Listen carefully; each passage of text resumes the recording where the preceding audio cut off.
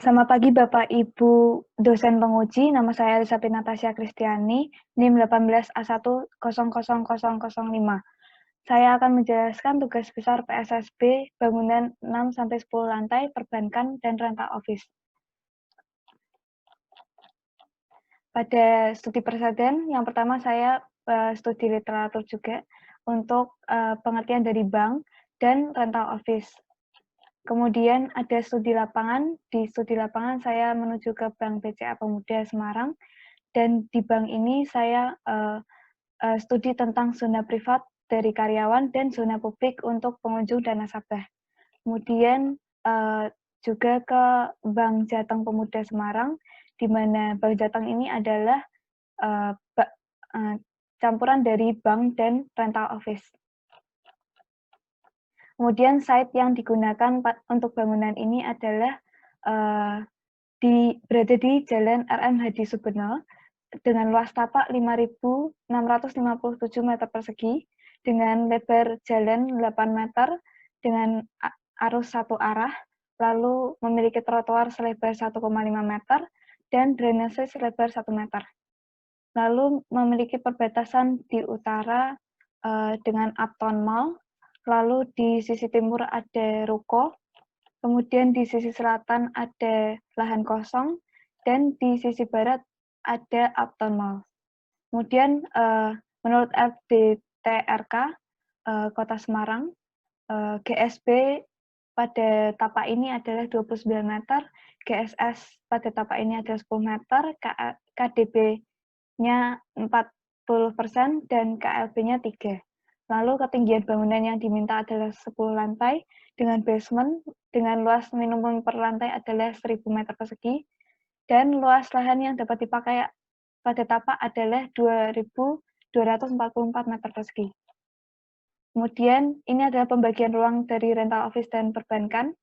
Ada ruang dalam, ruang luar, dan pembagian area perbankan dan rental office. Kemudian di sini ada studi konsep struktur dan konstruksi, yaitu sistem fondasi bangunan yang ada 2, tiang pancang dan sarang laba-laba. Tiang pancang ini digunakan untuk setiap tumpuan yang menunjukkan satu titik kolom, dan yang untuk sarang laba-laba ini untuk core bangunan. Lalu jenis slab lantai yang digunakan adalah two-way slab dengan tebal 12 cm, kemudian ada modul struktur dengan ukuran 8 meter x 8 meter dengan memperkirakan kendaraan mobil untuk parkir. Lalu ada jenis dinding yang digunakan adalah bata dengan tebal 15 cm, kemudian beton dengan tebal 30 cm untuk core, lalu ada dinding partisi wooden untuk partisi toilet. Lalu jenis balok bangunan dan kolom bangunan yang digunakan adalah beton bertulang, dan balok itu sendiri memiliki dimensi 80 x 40 cm. Lalu menghitung modul dan pembebanan. Pembebanan pada bangunan ini menggunakan prinsip santrik. Lalu untuk menghitungnya, yang pertama adalah menghitung beban hidup, kemudian beban mati, beban dinding, beban keramik, beban plafon, beban atap, dan beban atap. Lalu kemudian beban tersebut ditotalkan, lalu dibagi menjadi 4. Lalu dari luas penampang kolom ini ada rumus seperti ini, beban tanggungan kolom dibagi massa jenis. Lalu menemukan hasil 860 cm². Kemudian perhitungan dimensi kolom tiap lantai. Ini adalah hasil perhitungan saya, di mana kolom lantai 10 memiliki hasil yang paling sedikit di antara kolom-kolom lainnya. Lalu ada dilatasi pada bangunan, di mana dilatasi pada bangunan ini saya menggunakan dilatasi dengan balok cantilever. Lalu ada penerapan ram yang digunakan untuk menuju ke basement dan keluar dari basement sebesar 10 derajat.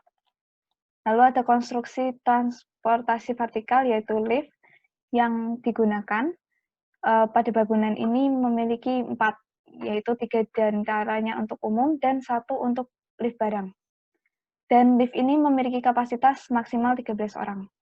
Lalu konstruksi atap yang digunakan adalah atap dak beton dengan kemirikan 4% untuk aliran air hujan ke saluran air hujan, lalu ke roof drain. Kemudian ini adalah gambaran dari roof drain, saluran roof drain. Kemudian ini adalah finishing waterproof untuk konstruksi atap. Lalu ada konstruktif plafon, yaitu menggunakan plafon gantung. Kemudian ada tangga darurat. Tangga darurat yang pada gedung ini ada dua bagian, yaitu di bagian belakang kanan dan bagian belakang kiri, di mana itu dibedakan menjadi bagian di bank dan bagian di rental office. Kemudian ini adalah studi konsep arsitektural, yaitu material eksterior, di mana fasad bangunan ini menggunakan curtain wall dan dengan double glass sehingga panas tidak masuk ke dalam ruangan. Kemudian ada material interior, di mana penutup lantai keramik untuk bangunan ini adalah 60 x 60 cm dan 40 x 20 cm. Lalu ada finishing untuk dinding interior menggunakan cat dulux tipe Catelex.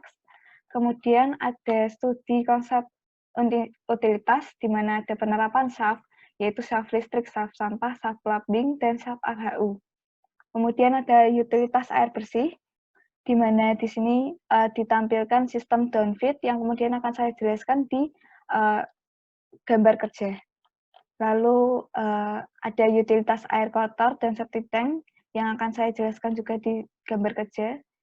Untuk septic tanknya saya menggunakan bioseptic tank. Lalu ada sistem penangkal petir yang menggunakan sistem penangkal petir Thomas tipe R125. Lalu ini adalah sistem AC sentral, di mana sistem yang digunakan adalah sistem indirect cooling. Kemudian akan saya jelaskan di gambar kerja. Kemudian ini ada sistem pengaman kebakaran, di mana yang digunakan adalah pada bangunan adalah sprinkler, fire hydrant pilar, lalu fire extinguisher, lalu ada firebox, kemudian ada smoke and heat detector, lalu ada alarm, dan selanjutnya ini ada sistem pengumpulan sampah, di mana sampah dikumpulkan di tiap-tiap lantai, kemudian akan disalurkan ke bawah dengan gaya gravitasi. Lalu ada sistem jaringan listrik, di mana listrik ini memiliki sistem perkabelan di bawah tanah. Lalu akan saya jelaskan di gambar kerja. Kemudian ini ada jaringan komunikasi menggunakan sistem PABX dan sistem keamanan CCTV. Kemudian ini adalah perhitungan luas bangunan. Dengan total luas bangunan saya adalah 12.842 meter persegi.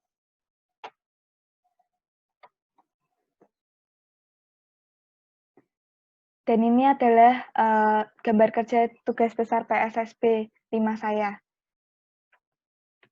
Ini adalah situasi dari tapak saya. Masuk dari sebelah kiri tapak, kemudian keluar dari sebelah kanan tapak, dan pada tapak ini juga ada jalur untuk pemadam kebakaran di belakang, dan jalur ini juga bisa digunakan untuk loading in dan loading out. Kemudian di depan tapak ini ada parkiran untuk mobil dan motor. Kemudian pada situasi dapat terlihat atap dak beton ini ditambah dengan utilitas seperti cooling tower, ada roof tank, dan ada penangkal petir. Kemudian ini adalah denah lantai 1 saya, di mana di denah lantai 1 ini ada ruang genset yang berada di bangunan terpisah ini, kemudian ada ruang trafo dan kanal PLN. Kemudian di lantai 1 ini masih bangunan umum. Kemudian di lantai 2 ini berfungsi sebagai bank, lalu di bagian di bagian ini adalah safety deposit box, di mana ini memerlukan dinding penahan api. Lalu di bagian denah lantai 3 juga sama, di bagian sini juga memerlukan dinding penahan api, di mana di sini adalah ruang kluis atau ruang kasanah dan ruang arsip tahan api. Kemudian di lantai 4 ini adalah perbatasan dari fungsi perbankan dan rental office. Ya, ini di sini berfungsi sebagai kafetaria. Lalu di lantai 5 adalah rental office. Dan ini adalah ruangan-ruangannya dengan tipe-tipe yang bervariasi. Kemudian ini juga rental office, ini juga rental office, masih sama, dan ini juga rental office. Kemudian di lantai 10 ini dikhususkan untuk penyewa untuk satu lantai. Jadi rental office satu ini untuk satu lantai. Kemudian ini adalah denah basement saya, di mana di sini dapat terlihat ada parkiran untuk mobil, kemudian ada parkiran untuk motor, kemudian ada parkiran untuk ladies parking dengan ukuran 300 x 500 cm. Kemudian ini adalah denah atap, seperti tadi ada cooling tower, ada chiller, kemudian ada roof tank, dan ada penangkal petir. Kemudian ini adalah denah pondasi, di mana ini adalah pondasi tiang pancang yang memiliki 6 tiang pancang. Kemudian ini adalah pondasi rakit. Kemudian di sekeliling ini adalah retaining wall. Kemudian ini adalah tampak depan bangunan saya. Saya menggunakan curtain wall. Lalu ini adalah tampak kanan. Ini tampak kiri. Tampak belakang. Kemudian ini adalah potongan bangunan saya, di mana ini memperlihatkan permasalahan di lift dan di tangga darurat. Kemudian di sini juga diperlihatkan jalur sprinkler dan peletakan fire extinguisher dan fire hydrant indoor.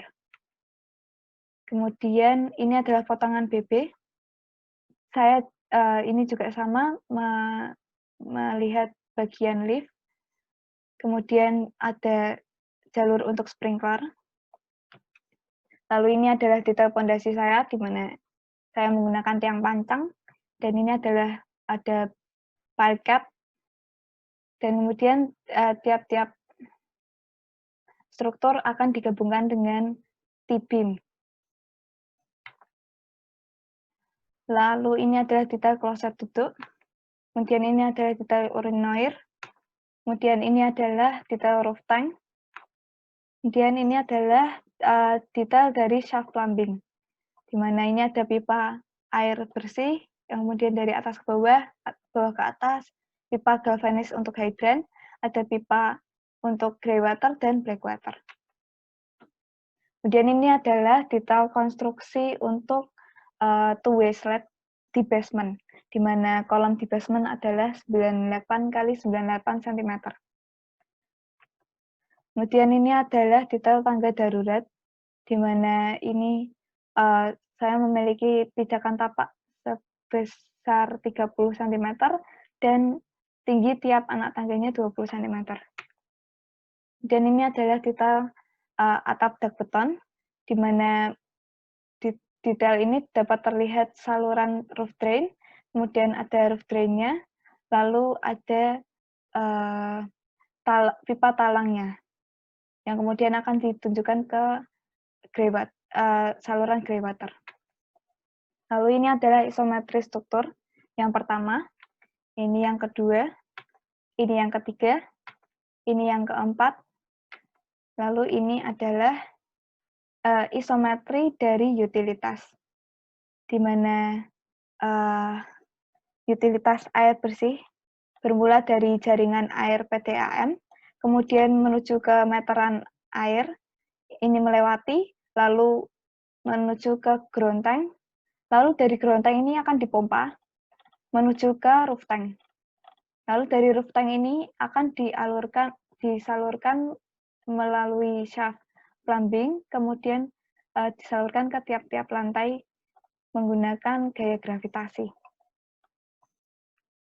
Lalu di sebelah kanan adalah utilitas untuk air kotor, di mana dari atas itu dari kamar mandi atas, dari toilet atas, munculnya black water dan grey water.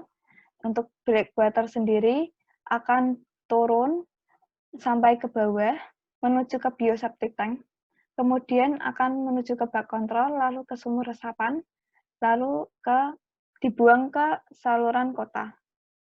Kemudian untuk grey water, itu diturunkan melalui shaft plumbing juga, kemudian sampai di lantai 1, menuju ke bak kontrol, lalu ke sumur resapan, dan langsung dibuang ke saluran kota.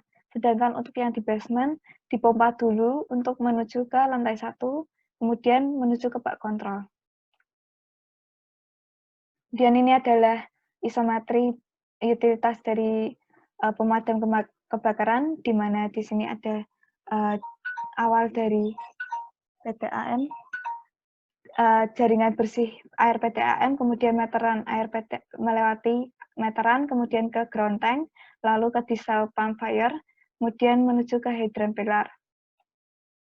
Lalu yang dari roof tank, kemudian dipompa oleh air pemadam, pompa air pemadam, kemudian disalurkan ke tiap-tiap lantai, yang kemudian menuju ke sprinkler di tiap ruangan.